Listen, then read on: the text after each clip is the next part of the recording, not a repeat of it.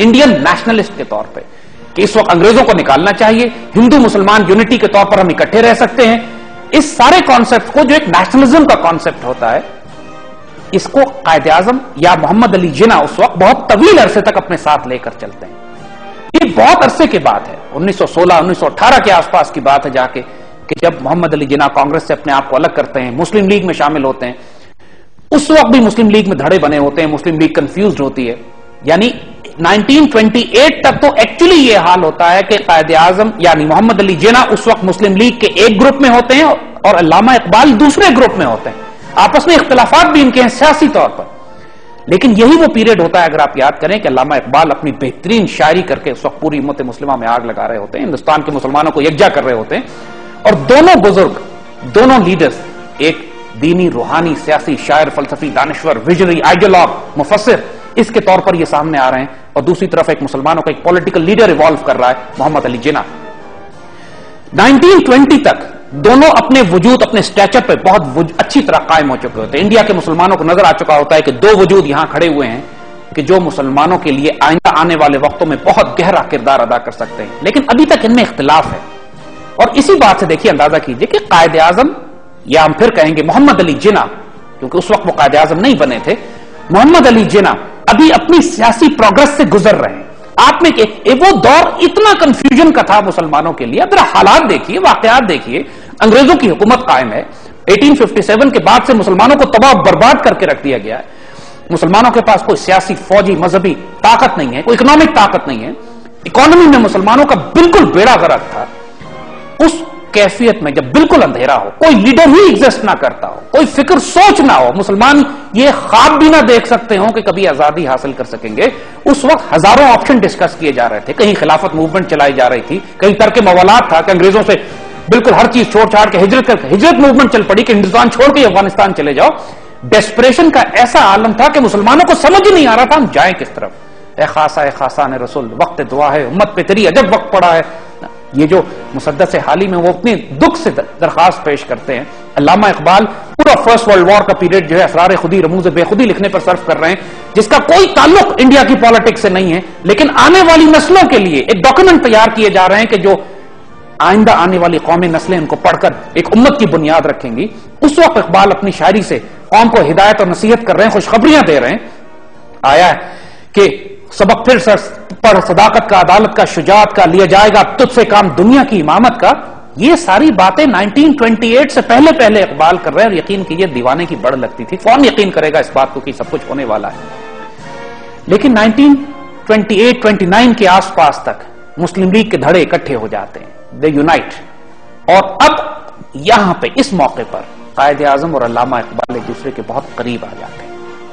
ये कायदे आजम ही होते हैं जो ये प्रपोज करते हैं कि 1930 में इलाहाबाद का जो एड्रेस होगा, इलाहाबाद का जो मुस्लिम लीग का कन्वेंशन होगा, उसकी सदारत हम अल्लामा इकबाल से करवाएंगे, जहां पर अल्लामा इकबाल अपना वो मशहूर इलाहाबाद एड्रेस करते हैं, वो खिताब करते हैं, जिसमें पहली मर्तबा अल्लामा इकबाल वो विजन देते हैं कि हिंदुस्तान को तकसीम कर कर मुसलमानों की अलग रियासत बनाई जाए। पाकिस्तान की बुनियाद का नजरिया, फिक्र, सोच पहली मर्तबा 1930 में जो अल्लामा इकबाल जिस इजलास में देते हैं, उस इजलास में कायदे आजम और अल्लामा इकबाल एक दूसरे के इतना करीब आ जाते हैं कि आने वाले वक्तों में एक दूसरे के लिए चट्टान की हैसियत से, एक दूसरे के साथी, हमराज की हैसियत से, आइडियोलॉग, थिंकर, मुफस्सिर की हैसियत से, इकबाल आइडियोलॉग है और उसके एग्जीक्यूशनर, उस मिशन को इंप्लीमेंट करने के लिए जिस वजूद को सिलेक्ट किया जाता है इकबाल की तरफ से, वो कायदे आजम है। एक मर्तबा अल्लामा इकबाल के यहां एक महफिल हो रही थी, ये तकरीबन 1932 का जिक्र है। उसमें अल्लामा इकबाल फरमाते हैं कि मिस्टर जिन्ना को खुदा ताला ने एक ऐसी खूबी अता की है जो आज हिंदुस्तान के किसी मुसलमान में मुझे नजर नहीं आती। हाजरीन में से किसी ने पूछा कि वो खूबी क्या है, तो आपने अंग्रेजी में कहा ही इज अनकरप्टेबल एंड अनपरचेजेबल, यानी ना तो उसको करप्ट किया जा सकता है, ना वो खयानत कर सकता है, ना कभी वो बेचा खरीदा जा सकता है। और ये मामला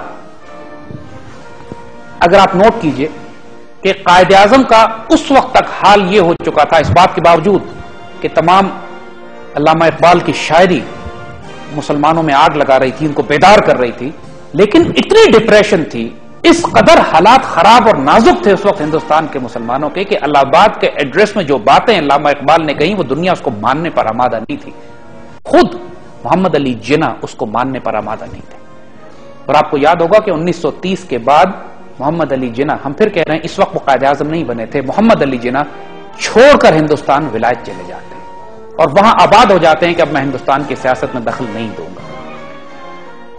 علامہ اقبال ان کے پیچھے ولایت جاتے ہیں، پہلی گول میز conference, round table conference, second round table conference, third round table conference, اور وہاں پہ قائد اعظم کو بھی انوائٹ کیا جاتا ہے، علامہ اقبال بھی جاتے ہیں اور بہت زیادہ موقع ملتا ہے علامہ اقبال کو قائد اعظم پر کام کرنے کا. وہ ان کو وہ سارا پلان بتاتے ہیں، وہ ویژن بتاتے ہیں، وہ فکر، وہ سوچ دیتے ہیں. جو پین اسلامک ویژن علامہ اقبال کا ہے، جو علامہ اقبال نیل کے ساحل سے لے کر تابہ خاک کے کاشغر ایک اسلامی ریاست بنانا چاہتے ہیں، وہ ساری فکر اور سوچ انڈیل دی جاتی ہے قائد اعظم کے وجود میں.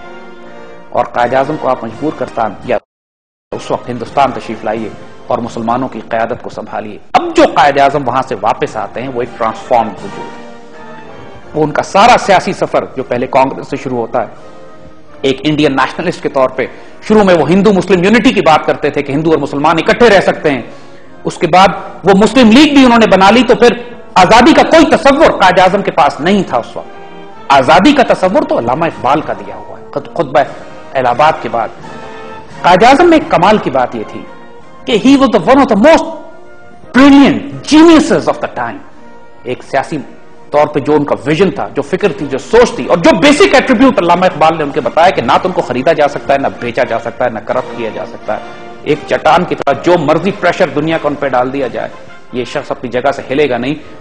علامہ اقبال جب یہ کہہ رہے ہیں کہ مجھے ہندوستان کے کسی وجود میں، کسی لیڈر میں یہ کوالٹیز نظر نہیں آتی، تو پھر آپ علامہ اقبال کا پہلے تو سائز کا اندازہ کیجئے. اور جب علامہ اقبال محمد علی جناح کو اس کام کے لیے سلیکٹ کرتے ہیں تو اس سے محمد علی جناح کے سائز کا اندازہ کیجئے کہ کیا کمال کا وجود، کس کمال کے وجود کو سلیکٹ کر رہا ہے کہ امت کی قیادت کرنے کے لیے جو فکر، جو سوچ اللہ تعالیٰ نے علامہ اقبال کو دی ہے، اس کو امپلیمنٹ کرنے کے لیے جو شاہین سلیکٹ کیا گیا ہے، اس کا نام محمد علی جناح ہے. لیکن پھر بھی، اور ایک بڑی دلچسپ بات ہم آپ کو بتائیں، ایک طویل خط و کتابت ہوتی ہے قائد اعظم اور علامہ اقبال کے دوران جو برسوں چلتی ہے. آج وہ ساری خط و کتابت آن ریکارڈ بھی ہے، اویلیبل بھی ہے، ڈاکومنٹڈ بھی ہے. اور ایک حیرت انگیز بات جو ہم کو اس خط و کتابت میں نظر آتی ہے کہ اتنی تفصیل سے علامہ اقبال قائد اعظم کو گائیڈ کرتے ہیں اور لیڈ کرتے ہیں، لٹرلی لگتا یہ ہے کہ جیسے قائد اعظم کی انگلی پکڑ کر چلایا جا رہا ہے. ایک ایک بات کی ہدایت کہ کس حتیٰ کہ یہ تک ان کو بتانا کہ کس شہر میں اجلاس کیا جائے، جا کے کون کون سی پالیسیز کو اختیار کیا جائے، کس شخص کو اپنے سے دور کیا جائے، انگریزوں کی کون سی سازش ایسی ہے جو مشکلات پیدا کرے گی، کون سا انگریزوں نے جو پروپوزل دیا اس کو قبول کیا جا سکتا ہے، مسلم لیگ کی کیا خامیاں ہیں، کیا خوبیاں ہیں، کیا کمزوریاں ہیں، کہاں پہ مسلم لیگ مار کھائے گی، کون سی مسلم لیگ کی سٹرینگثs ہیں. ایک ایک بات علامہ اقبال ان کو خط میں لکھ کر بھیجتے ہیں. کچھ خطوط کے حوالے ابھی ہم آپ کو دیں گے. اور علامہ اقبال کی ایک ایک بات پر قائد اعظم اس طرح عمل کرتے ہیں جیسے کوئی بچہ اپنے استاد کی بات پر عمل کرتا ہے.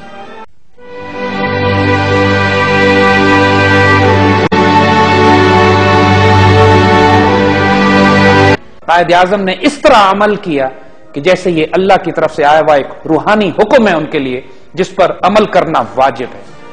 اور یہ بات ہم نہیں کہہ رہے، قائد اعظم خود کہہ رہے ہیں. آئیے ہم آپ کو دکھائیں.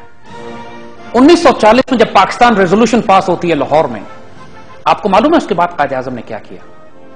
اس جلسے میں جہاں پاکستان کے قیام کی قرارداد منظور کی گئی، جہاں اللہ کے بندوں نے خود خدا کو بتایا کہ ان کی رضا کیا ہے، اور اللہ تعالیٰ نے ان کے اس فیصلے پر مہر سب کر دی کہ انشاءاللہ پاکستان بن کے رہے گا، اس جلسے کے فوراً بعد قائد اعظم علامہ اقبال کے مزار پر گئے.